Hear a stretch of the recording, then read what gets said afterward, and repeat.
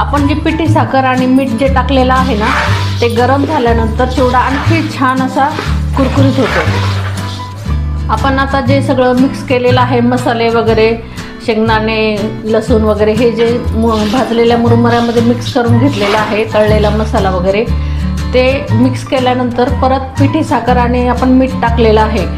आपण परत जर चिवडा छान असा गरम केला तर पिठी साखर आणि मीठ याने चिवडा छान असा कुरकुरीत होतो। त्याच्यासाठी परत गरम करून घ्यायचा चिवडा मंद आचेवरती।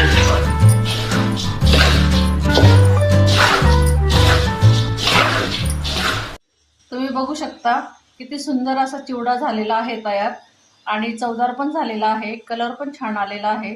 मसाले परतून घेतल्यामुळे छान कलर आलेला आहे। नक्की ट्राय करून बघा मुरमुऱ्याचा चिवडा।